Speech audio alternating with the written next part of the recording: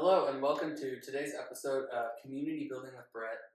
Today I'm sitting here with the co-owner of the iconic Los Panchos taco truck, Francisco Morales.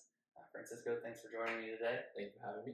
Today we're going to ask Francisco some questions, ask him to share his journey about how he got started in the hospitality industry and how that has manifested over these last 5 years since starting his business. I want to do an introduction to Francisco here for our audience real quick before we get into the questions. So Francisco here and his father, also Francisco, launched Los Panchos, a Mexican food truck here in Monett, Missouri in July 2020 during the height of the COVID-19 pandemic, which looking back 5 years, that turned out to be the perfect time to start a food truck. The business, named after Francisco's Spanish nickname, Pancho, quickly gained traction by adapting to pandemic-related restrictions on indoor dining and using social media, especially Facebook, to take online orders and engage with customers. Their birria tacos, a red tortilla filled with slow-cooked shredded beef, cheese, onions, and cilantro served with a flavorful broth for dipping, became a local favorite to help establish their reputation. Despite having no prior business experience, Francisco educated himself through YouTube and embraced the challenge of running a food truck. He takes great pride in his work alongside his family, seeing the venture as a way to give back to his parents. As Los Panchos continues to thrive, the family dreams of expanding into a brick-and-mortar restaurant while maintaining the food truck's presence in the community. So thanks, Francisco, for joining me. Mm-hmm. I think you're the story of what entrepreneurs aspire to be. They have an idea. You had a yearning to, and a real deep connection to wanting to help your family, and you had super humble beginnings. So tell us how Los Panchos was founded, how you got started. So back then, of course, I was in school and I was very confused on what I really wanted to do for my future and stuff like that. So I ended up taking a break and I spent some time thinking of something that I could do to, in a way, build for my family, my father specifically, because we're very family oriented in our family. So being able to have something means a lot to us. I thought of the idea of making a food truck business with me and my father because he loved cooking, and that's one of his, I would say, his biggest passion that he has right now. Now, how many years does he come into cooking experience? Because that was his trade. Yeah. So my father's been cooking for over 30 years in the food industry. Before that, at a younger age, he wasn't in the food industry, but he loved cooking in general. He loved cooking for our friends, family, relatives, anything like that. For him, I guess the reason why he loves cooking is because he loves the idea of being able to make something that brings people together, whether it's like a family dinner or a birthday party and stuff like that. He just loves the idea of being able to bring family together, friends, with something that he has created. Mm-hmm. Tell us about how you got started and when you were thinking of potential opportunities to start a food truck, why and how you landed on, bringing the birria taco to Monett. So when we started, I myself, I love food. I would consider myself a foodie. I love trying out new foods all over the place, different states, cities. And the way we came about this one is we were actually on a trip with my friends in California, and we saw this birria truck that we wanted to try out. And at the time, birria was up and rising in the States. It wasn't as popular. It came from Mexico, but we went ahead and we tried it. And after tasting it, how good it was and all the flavors in it, I thought it would be a good idea to bring that back, to Monett, since it's something that again was barely rising in other states. I thought it was gonna be nice to be able to bring something trendy to the Monett area and give the local community something a little bit different. Sure. And what was when you brought it back? Your dad probably tried out some different recipes. How did you almost like do some market research and soft launch and kind of perfect your recipe, as we know it today? Mm. So when we came back, I was telling my father if he knew how to make it. Surprisingly, he did. I think maybe he tried about 3 times making it to see if we could kind of perfect the birria that we wanted to put out. We tried it with our family just to get a better taste of it, and then after a while that we got the final batch, you could say, we went ahead and shared it with our friends. One story I like to share is that we started from our garage, and we simply just posted on our social media stories, Snapchat, for example. We would post if any of my friends wanted to come try the food we were trying to, get out there. So you could say it was like a soft launch to my close friends or anyone that I had on my social media. And that's kind of how we got it started. And then once,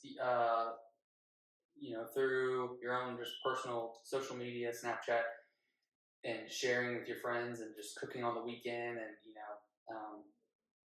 like selling food, right, in your garage. Yes. The next step, you started developing a lot of foot traffic in the neighborhood for it. So then, when did you figure out? Oh, we need to expand out of the garage. So when we started, we were doing the selling out of our garage for about a month, and again, that was to friends and family. Somehow the word did get around, so any friends that would come and get our food, they ended up telling their friends or a family member and stuff like that. So we surprisingly got foot traffic from not just Monett, but even like Aurora, Casville, and stuff like that. And I think after that month, we kept growing every single week by the amount of people that wanted to try it, that we thought, you know what, maybe this is a good idea, and maybe it's, time to take the next step into, I guess, being able to serve the whole community and not just like my friends, on Snapchat and stuff. So tell us about the journey of the first food trailer. So when we first started, I wasn't for sure where to find a food truck, so I did go with the trailer. We had a tiny food trailer. It was a little small, so we added 2 10 by 10 canopy tents.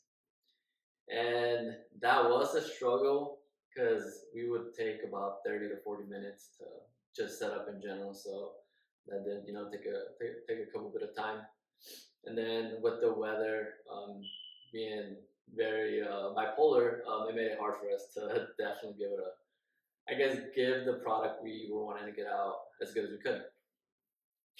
So with that, we did face a lot of challenges, having a small trailer, but surprisingly, still with all the obstacles that came our way, we were able to get the foot traffic to come to our business. We were able to still grow exponentially within, I would say, maybe 2 months.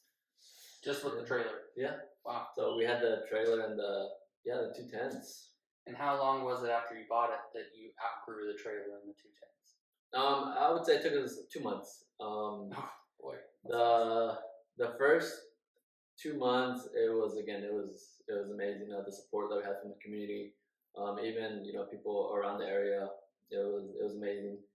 And it was after those 2 months that me and my father started to think that maybe we should invest more into it. Invest in something that's more mobile, that we can go and, I guess, not only our local community Monett, but be able to go to Aurora, Casville, and all that kind of stuff. So after 2 stressful months, we finally made the jump and we got a food truck. And now the food truck seems really simple. Oh, it's just this big oversized van. Mm-hmm. But from what I understand, and from previous conversations off camera, it's extremely technical with the fresh water, and yours has gas or propane. Propane. And the food regulations with all of that, and fire suppression and exhaust. Mm-hmm. How did you learn how to outfit the trailer or the truck with all those things? So yeah, when we got the food truck, we found a local salesperson that he made the food trucks ready to go pretty much. He took out trucks and what is it, refurbished? So he refurbished everything. He added the hood, the compression system that we needed. Pretty much everything was ready to go. It was plug and play. All we had to do was just add whatever we wanted to add to it to make our process of serving people easier. So yeah, whenever we got it, we were able to find a good one that had everything ready to go. Wow, that's awesome. And how long have you been in your current food truck? We've been open. This is gonna be our 5th year, so we have 4 years strong so far, and we're working on our 5th year. Nice.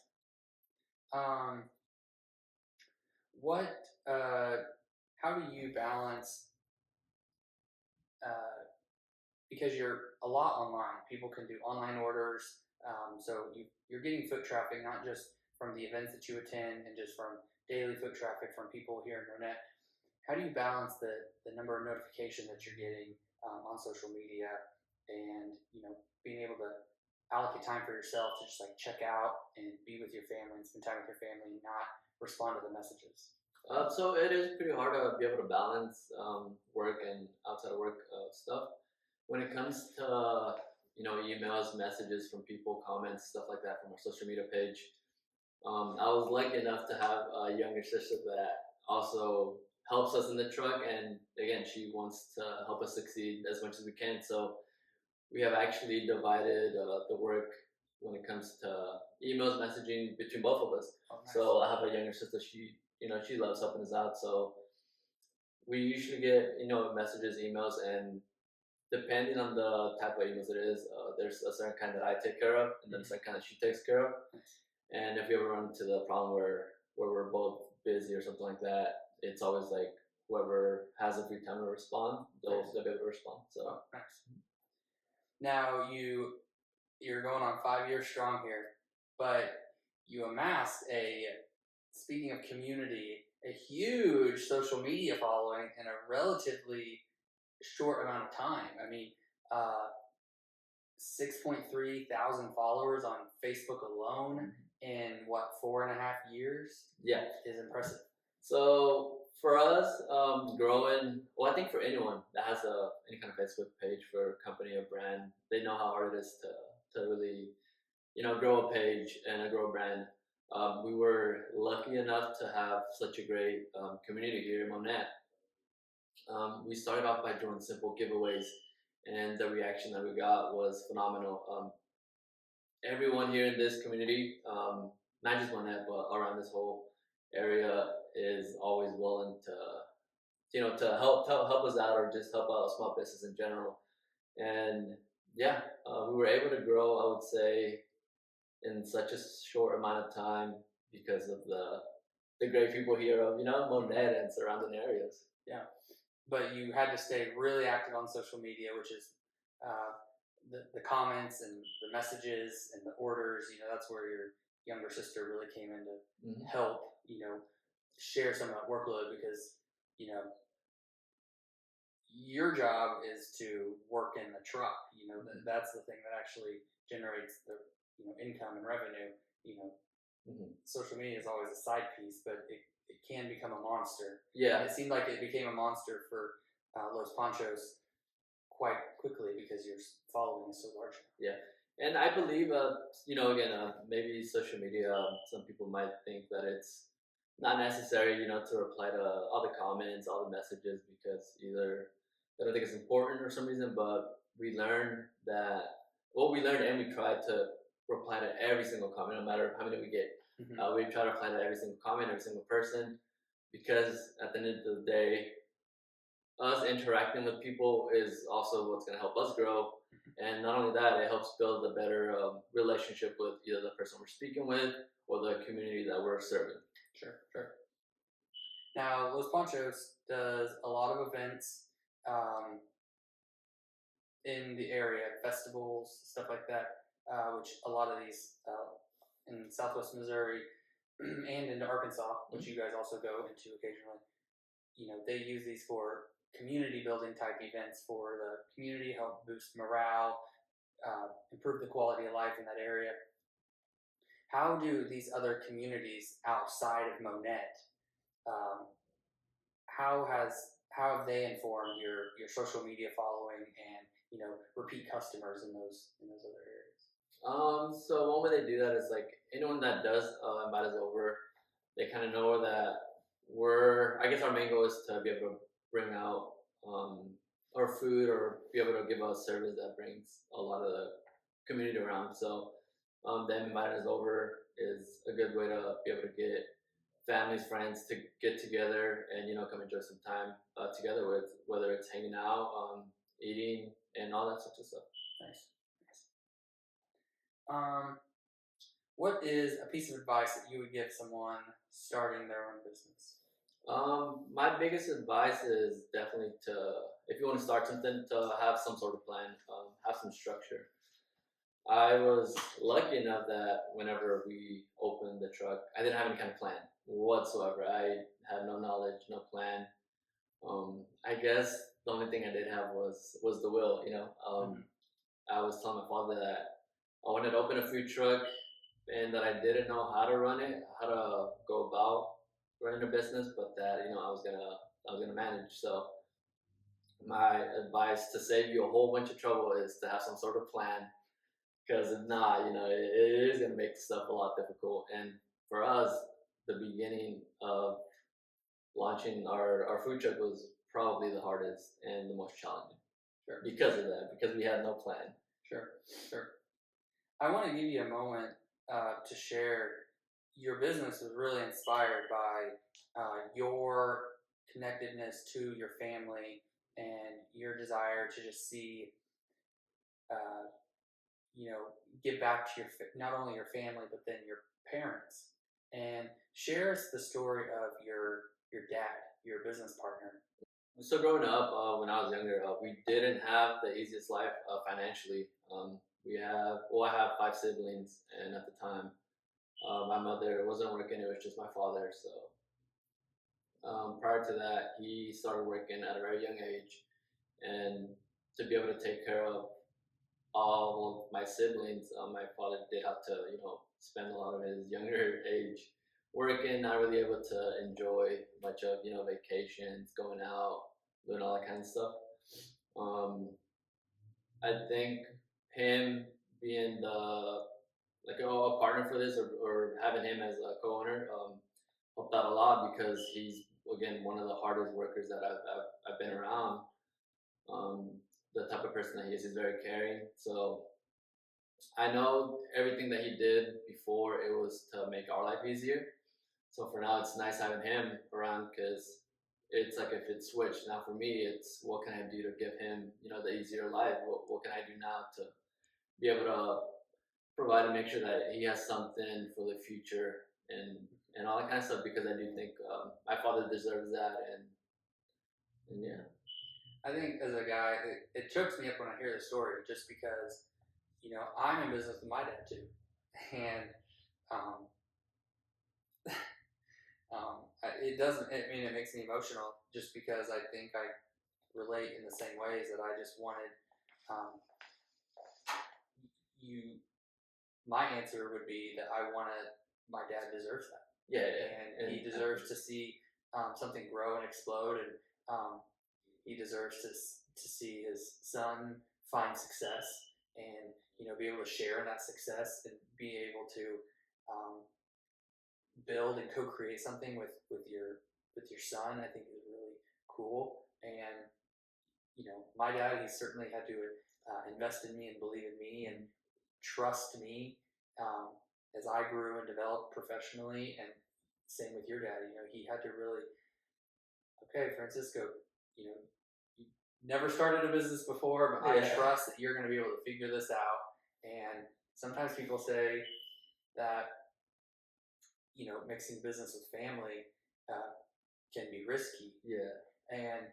But I say that if people communicate really well, if you learn how to communicate better, then and people have a high level of trust, communication and trust, that it's really what bonds my dad and I together. Yeah. I mean, we bond over it, and I think that that's really cool, and we share memories that, you know, when he's no longer here, Yeah.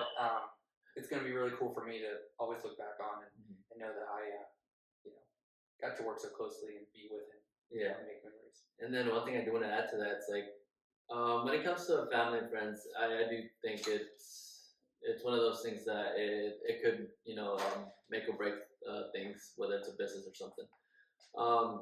Luckily for me, my father, which is pretty convenient, like we're in this together, and I'm sure in his head he knows that he has to try to put out the best I can, because that's gonna help give us something and provide for us. And it's nice having him as my my partner, because I have a daily reminder of why I'm doing what I'm doing and why I want this to succeed and grow and be able to just be able to give something to him.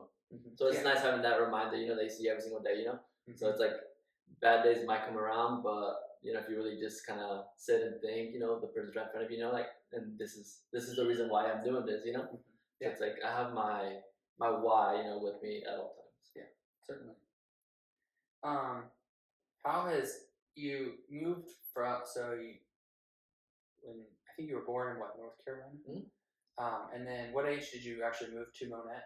I believe I was 6 or 7 when we moved here. I was enrolled in second grade, I think. Gotcha. So, but you still have a lot of family around here. So, essentially, growing up in this community, how has being a part of the Monett community, being a Monett-based business, how has that influenced Los Panchos? It influenced in a couple different ways. Again, growing up here, I love Monett. I think the community here is great. Being around the people here has made us realize that whenever we do grow and decide to expand into something else, that we want to make sure this is our staple. This is where we put our main build and main brand, because the support that we got here was amazing, and everyone around here just they're great people just deep down. Sure. Is there future plans for Los Panchos? What do you think that looks like? So when we first started, again, I didn't really have a plan, but I knew that I would give myself around 5 years to get something going. I think we've done pretty good at achieving that. So now that we're on our 5th year, it's time to look at what's coming for the next 5 years. So for us, we're hoping that this year we're able to invest in an opportunity, whether it's a second food truck, brick and mortar, anything along those lines. Sure. It's a little early on to say what our plans is, but we know for a fact that we're always looking for the next opportunity to be able to grow. Sure. Who are your biggest role models, or a role model / mentor that you really look up to in the business world? It could be someone on social media, it could be someone in your family, someone in your your circle of influence. What are some you look up to? Specifically, it's a little hard to answer. I like to divide it in like 2 different groups. My father, for one, is one, just because he's showed me the hard work aspect of working and all that kind of stuff. So I admire how much he's worked and how he works so much just to be able to provide for us and stuff. But then also I find it, for me, it's pretty easy to look up to just about anyone in general that's a good person. For example, there's, I'm sure, a few amount of people like that have social media and stuff that I love how they are. I love how they've taken something and made it into a brand. Even when it comes to like local people, there's a lot of people here in Monett that I believe have a lot going for them. They're able to create a lot of things and give to the community. What would you say is the best piece of advice you've been given? For me, the best piece of advice is definitely to network as much as we can. I come from a very shy background, so I never wanted to get involved with either community groups, events, stuff like that. But I've learned that networking is a big role when it comes to business. And I think I realized that because a good amount of the events that we've had, we just have to connect with one person. And it's funny that one person can literally open up so many doors for you, whether it's for you, for your business, stuff like that. So I think that has to be my biggest advice is to network as much as you can, whether it's one person, two people, three people, just do it. And again, you never know what kind of doors that's going to open. Absolutely. And I think you have a story for that. You had, I think the Los Panchos taco truck sits at our local Tyson plant every Thursday. And how did you start doing that? So stuff like this, like for Tyson's, we're there every Thursday. It happens to be one of our busiest days too. And the way we were able to get that was again just by knowing one person here in town.